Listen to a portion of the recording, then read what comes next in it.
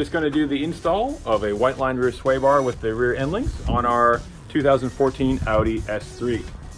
Now we've got the entire handling pack here.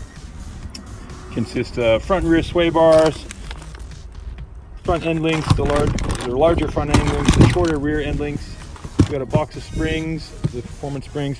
We have the front sway bar and rear sway bar.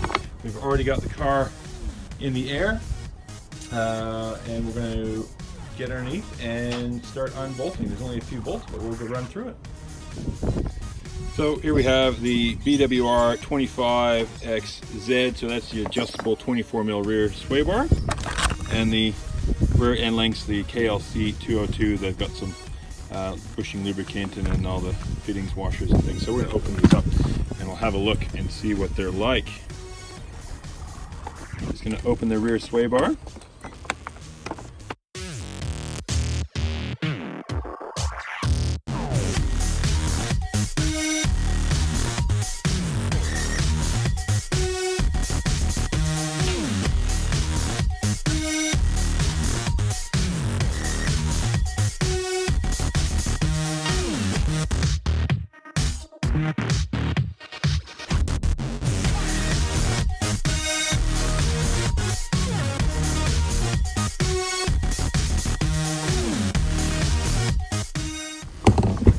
And here we've got the collars to keep it from sliding. And we've got the bigger mounts and the bushings and some instructions. That's the pack that comes with it. They've got the polyurethane bushings with the little fuzzies inside, new brackets, and then the collars to keep the bar from shifting from side to side with the comes the Allen key as well, with the little Allen key adjustments. And the instructions, so let's see what they say to get doing. This is pretty much just the install, and then also the grease-free technology on the inside of these bushings with the PTFE lining. A little bit of wind today.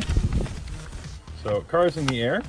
We'll get underneath it and we'll unbolt the old one. And then that shows where the alloy lateral lock kit goes. Let's get underneath and start get on the ride. Okay, under the car, this is what we're looking at. This is from the back. This is the tire. Leaving the tires on. There is your end links that bolt in through the control arm here, and that's pretty easy. That's just a 13mm nut, and then on the other side, the 13mm head of the bolt. This one you might have to go out and get if you don't have one already, but if you're watching this and wanting to do this at home, and you have a Volkswagen, Audi, or any European car, you're going to want it triple square or a spline drive is what they're called.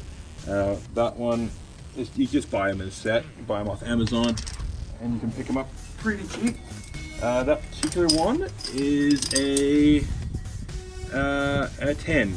So that's a 10, and so that just fits in there, and that fits in the socket. You just got to pop that out, and then we'll replace that bracket that comes with the new kit with the new bushing. There's the sway bar there that comes through across there under the diff, and we'll snake it out and get it to fit through.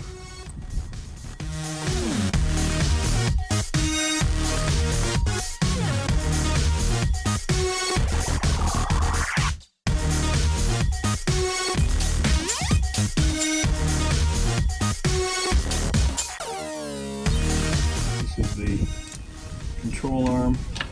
The end link connects. We're going to put a deep socket on here. 13 mil.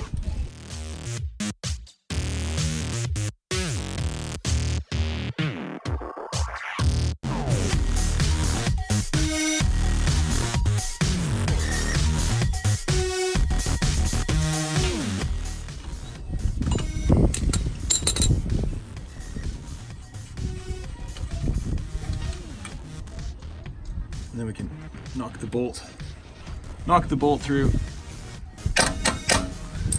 and get that end link out of there. Easy to replace. So to remove off the end link, the bolt nut off the end link, you got to put one of the smaller, it's a 6, one of the spline drive triple squares in there. to keep that still, and then you chuck a 16mm wrench on the nut and take the nut off. So I've got this end link off, knocked out. It's super easy to do, just push the bolt through. That's undone there, and you can see in the back, where is it? There, the bracket's all undone. See through here, undone and loose. Where'd it go? There it is. And now we gotta hop on the other side over there and do the same thing, and then the bar will just wiggle out. Okay, back to the car. Muffler's here. Got the sway bar half out, but you come into a bit of a problem. It gets a bit tight. One of the other guys online, I backed off the bolts that hold the exhaust up. You'll see in the corner here, connected to these red bushings. You'll see there's bolts up there. Back those right off, so a bit more room, but you can see the sway bar. Where is it? It's just getting caught, and it's a little bit tight along this little sensor. So there's two little Torx heads that are up there. You can just kind of see, focus where my finger is. There you go. And then there's one on the other side. We'll take those off. We'll move this little sensor and this little ball connection here. I just pulled that and popped it off for the lower control arm, and that'll give us a lot more room to get this bar out, because at the moment it's half. Where is it? Hanging. Half out, and we didn't have to take that other end link off because we got enough room on that side of the car. Tucked it up there, and the sway bar now just comes straight out. Ta-da! Easy. All right, let's measure up the end links. Put those new ones on. Whiteline, of course, substantially thicker. It was a bit heavier because it's thicker, but it won't make too much difference. It's fairly low, and of course you got the two holes to make it stiffer again. So we'll be running the softer hole here. We'll put the front sway bar on a bit later, see how that feels and balance wise. If it's still quite understeer, which in my experience with the WRXs and Evos, once you put two bars on, it actually balances the car nicely, and keeping them both on soft is usually a good option. But that's the fun part of the adjustability of these. If it is a bit still too soft in the rear, we can always chuck at that other hole and tighten it up. But compared to the stock one, on this, having the rear bar on its softest setting is going to be plenty stiffer, and will change this car's handling quite a bit. Now we got to wiggle that other one in, same way we took that one out. These are the Whiteline adjustable end links for the rear.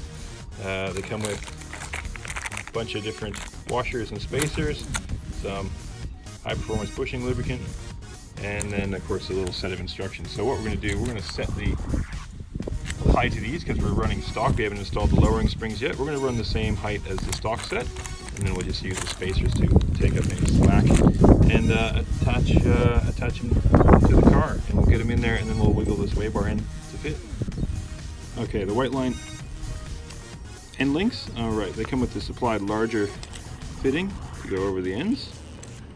Just takes me space. We've adjusted the length to match the standard one and taken the little plastic cover off, and now we just put these in position, bolt them in. We'll just get them a bit loose so we got a bit of room to move them around, and then we can just slide the sway bar in and get it all snugged up. Okay, putting the new one in, same as taking the old one out. We got the one end up over the exhaust, slide it through, twist it a bit, get the other end up.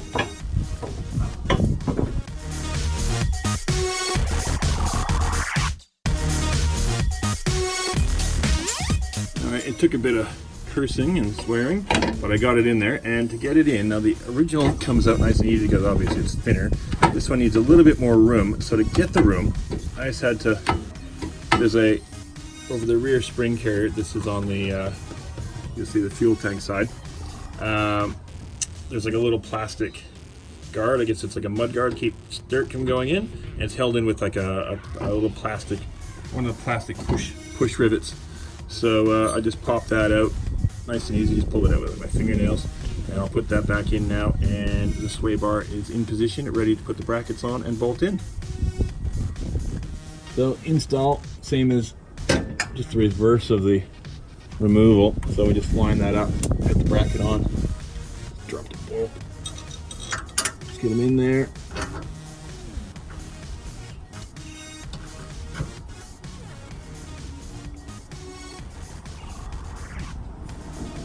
We'll just get them finger tight for now, and then we'll get it all mounted up.